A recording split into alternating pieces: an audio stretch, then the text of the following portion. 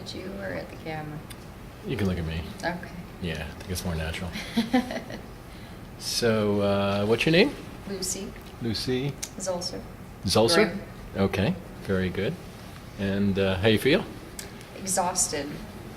Kind of feel like I just gave birth. Yeah. So, what are you writing about? It's a story about my family's immigration from when I was 5, 6 years old. So it's a kind of a documentary, but because I was so little, my memories are scattered. So I had to kind of create a fictional storyline underneath it. So yeah. So you lived it. You lived the life Lived first, it, and now yeah. you're giving birth to it. Yeah. How does it feel in terms of what did you discover?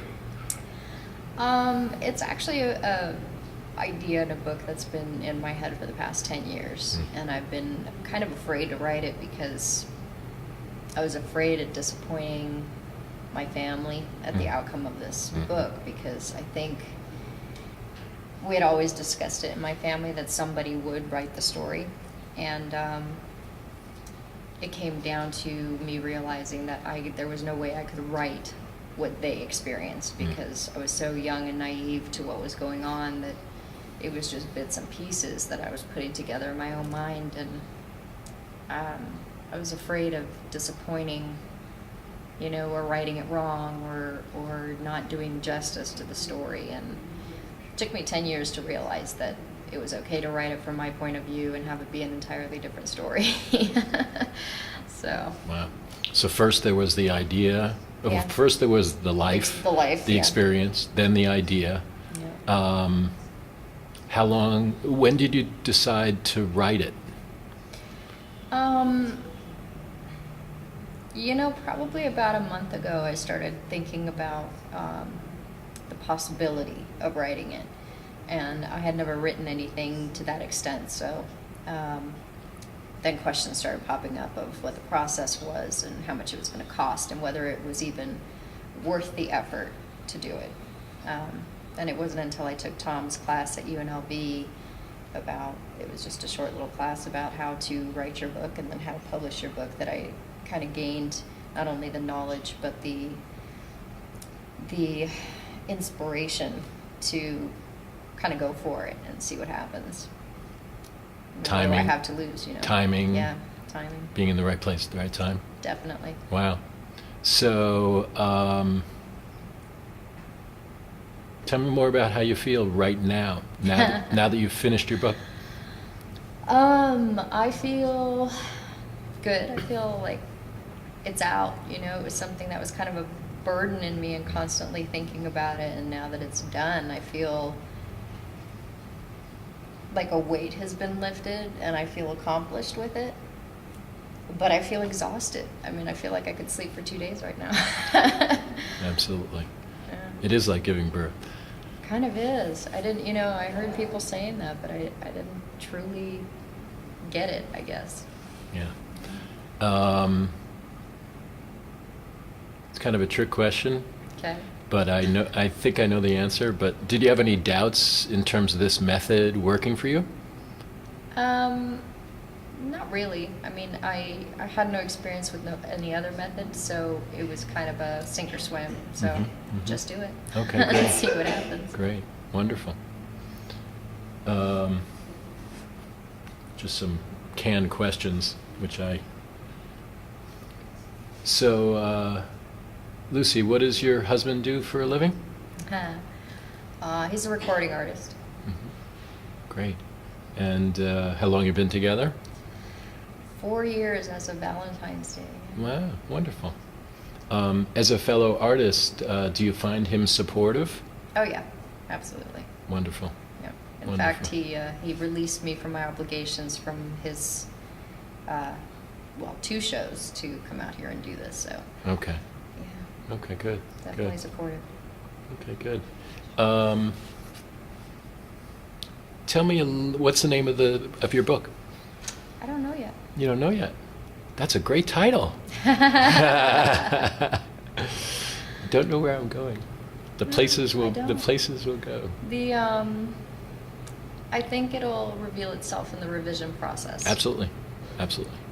And I'm not going to try and make one up just for the sake of having one. Absolutely. No, that's great. Where do you see yourself, now that you've finished your book, where do you see yourself like in a year? What's your ideal scenario? You know, I don't know, maybe work on my second or third one, hopefully. Mm-hmm. Some other ideas in there. Mm-hmm.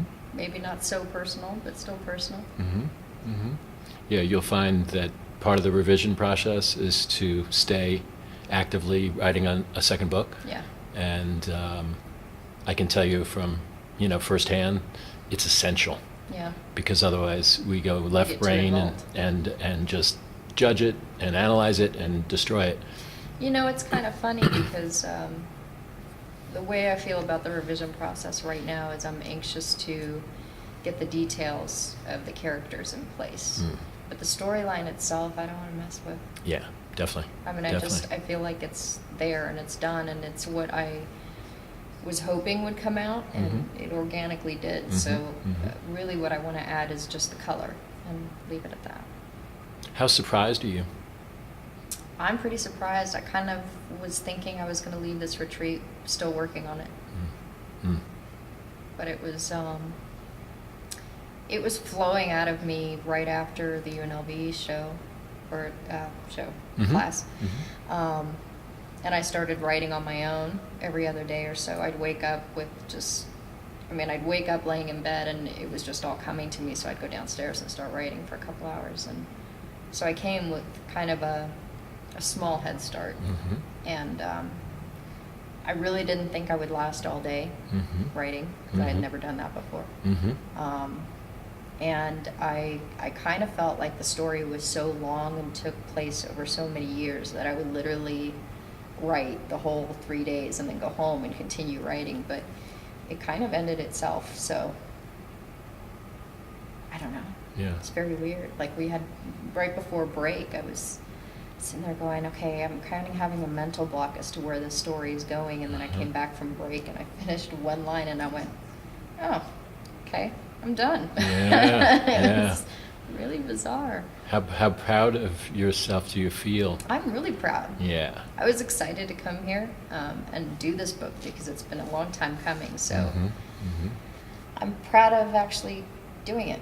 So it was a relatively fast, painless pregnancy. Well, painless. I don't know about Pregnancy and painless. birth. No, I'm saying Reliving all that. your labor was a good one. No muscles involved. Exactly. Just organs. Tell me, just speaking about support, how did the safety of the group Oh, the group's awesome. Yeah. And Totally awesome. how did that, did that really just envelop the process and allow you to? I think, yesterday I thought I was going to be very introverted and in my own little bubble, but you're really not. You're in one massive bubble, and everybody's energy is flowing through you. So it almost felt like everybody was at a top speed of writing, and it was just funneling through each person. I didn't hear of anybody who was like really disappointed with the way the first day went. Today, definitely tired when I came in this morning, and it took a while for me to jumpstart into writing, but once I did, it was there. And there's definitely a like-minded atmosphere, very safe, very nurturing and supportive. It's not a competition, and that's really cool to walk into a place where everybody's doing their own project, and it's kind of a individual fight to the finish, but you feel no kind of pressure and no kind of competition going on. I have to check the books, but you might have broken a record. How long did it take you to write this book? How many hours were we in there today?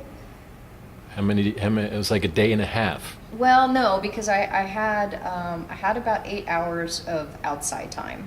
Okay. Plus, so technically about 2.5 days, which if I had started the book at the retreat, then I probably would have ended by the time it was over. Right. So you laid down the framework Yeah. before the retreat. Yeah, I did I started writing organically, and I kind of feel like when I go into the revision, it might change from present tense to past tense here and there, because of that gap between the two writing sessions. But overall, all I did really prep work wise was prep that initial stuff that was coming out, and then sit down and lay out not really an outline, but a timeline of, because as a kid you have memories, but they're scattered, and you can't really connect them to moments in time. So I had to sit with my mother and figure out where we were and what the timeline was of our immigration, and then link my memories to each event. And so I did, it's kind of an outline, but more of a timeline where it just dates and times and locations, and then what my memories were. And that's really all I put. There was no detailed description of anything, and that kind of allowed it to take on its own form and really write the moments itself. And it really is amazing how you don't think when you write, and that's never been the case with me, especially in school. You're always told to create an outline, and it's all structured, and it's all formula oriented, and all the creativity goes out the window. You're so worried about writing it the right way, you forget about what you're writing.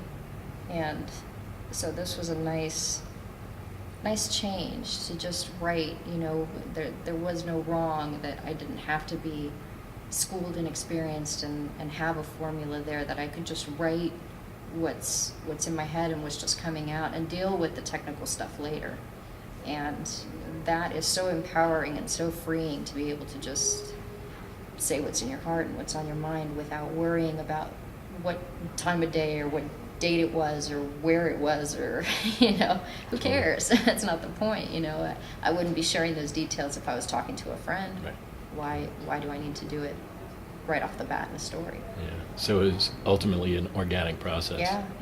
Absolutely. So 2.5 days, you wrote how many years of your life? Or I limited it to 6 years. No, that's great. That's great. Yeah. Wow. A journey to be continued in another book. Yeah. No, that's really wonderful, because it can be a challenge. Yeah. But you organically brought it, you gave birth to through this method, you were able to reveal the essence of the message you wanted to relate, and that's the whole purpose of what you've done, so it's very, very exciting. Yeah. I'm very happy for you, very proud of you.